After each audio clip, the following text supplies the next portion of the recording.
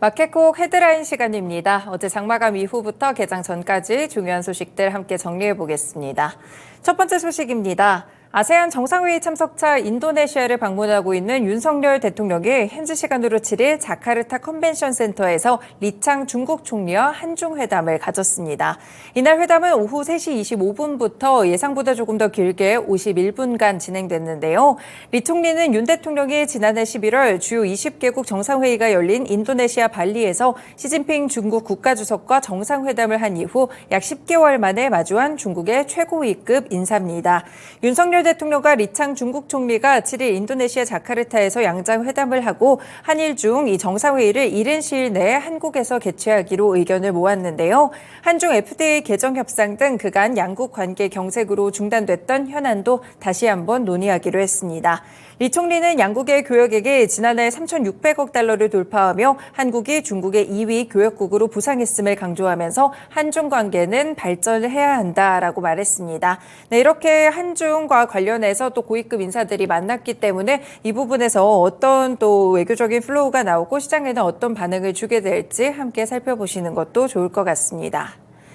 네, 오늘 중국과 관련된 소식들이 상당히 많은데요. 두 번째로는 미국의 대중국 수출 규제가 심화된 가운데 SK하이닉스의 메모리 반도체가 중국 화웨이의 신형 휴대폰에 탑재된 것으로 확인돼 SK하이닉스가 경위 파악에 나섰다는 보도입니다.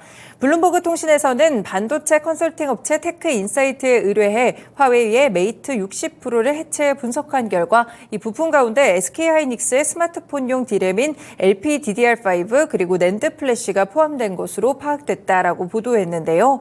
이와 관련해서 SK하이닉스 측에서는 화웨이와 거래한 사실이 없다라고 선을 그었습니다.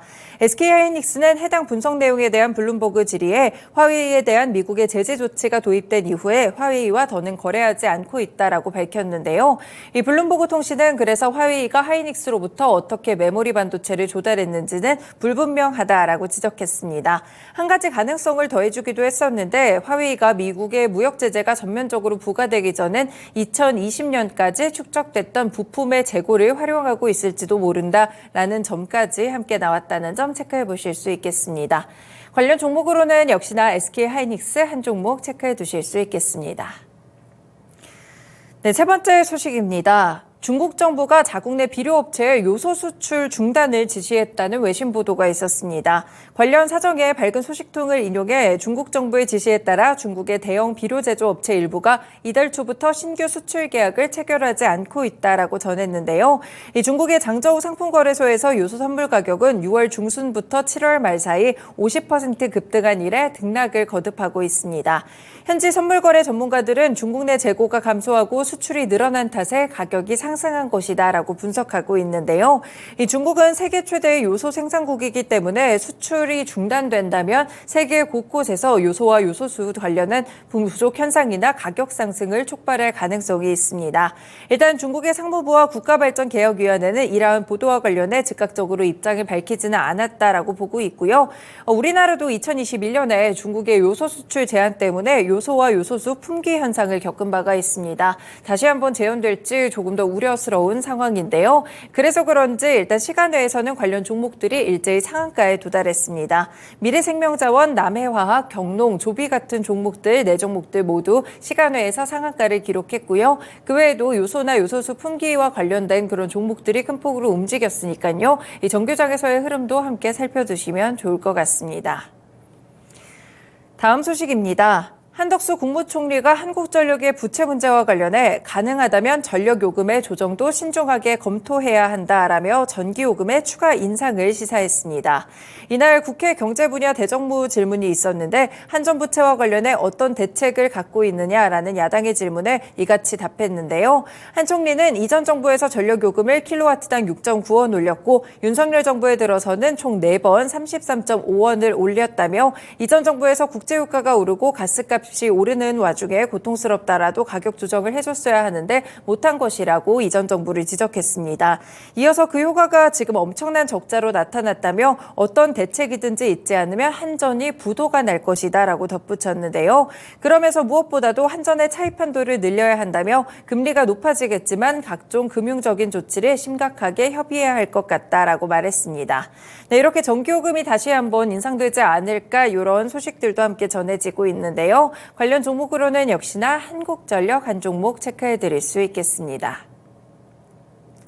다음 소식입니다. 원자력안전위원회가 어제 전체 회의를 열고 4시간 정도의 논의 끝에 신한울 2호기 운영 허가안을 수정 의결했습니다.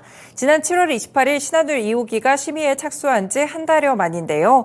일단 쌍둥이 원전인 신한울 1호기가 한 7개월 정도까지 허가까지 걸렸던 것을 비교했을 때 차이가 크고 굉장히 많이 줄어든 그런 수치라고 볼 수 있겠습니다. 신한울 1호기에서 지적된 사항들을 바탕으로 이번 허가에서 걸림돌이 적었던 것을 감안해도 앞서 통상 2차례 이상 논의한 후 의결하던 운영 허가 과정보다 굉장히 빠르다고 보실 수 있겠고요. 신한울 3, 4호기 건설 허가를 비롯한 향후의 원전 심사 과정도 더욱더 빨라질 것이라고 보고 있습니다. 현재 신한울 3, 4호기는 지난해 12월 말 허가를 신청해서 승인 법정 기한이 내년 3월까지로 측정되고 있습니다. 원전과 관련된 소식이기 때문에 관련 종목들 체크해 두실 수 있겠고요. 두산에너빌리티, BHI, 오르비텍, 서정기전 같은 종목들까지 함께 확인해 보시길 바라겠습니다. 네, 마지막으로 단독 보도 체크해드립니다. 한 매체에 따르면 인벤티지랩이 전 세계적으로 화제를 모으고 있는 비만 치료제 게임 체이저인 세마글루타이드를 이 경구형으로 만드는 과정에 돌입한 것으로 확인됐습니다. IB업계 관계자에 따르면 인벤티지랩이 위고비의 주요 성분인 세마글루타이드를 활용해 먹는 형태의 당뇨와 비만 치료제 개발 작업에 돌입했다고 말했는데요.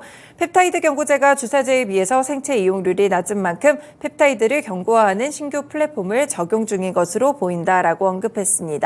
이에 대해서 인벤티지랩 관계자는 내년 개발을 완료로 이 경구형 당뇨 비만 치료제를 개발 중에 있다면서 자세히 알려줄 수는 없다라고 이야기를 했는데요. 이렇게 비만 치료제 시장에서 위고비와 삭센다가 주도권을 쥐고 있는 가운데 인벤티지랩의 소식 더해지고 있습니다. 비만 치료제와 관련된 이런 종목들의 흐름 살펴보시면 좋을 것 같고요. 시간외에서도 인벤티지랩 급등하는 모습을 기록했습니다. 네, 이렇게 오늘도 중요한 소식들 개장 전에 6가지 체크해봤습니다. 마켓콕 헤드라인이었습니다.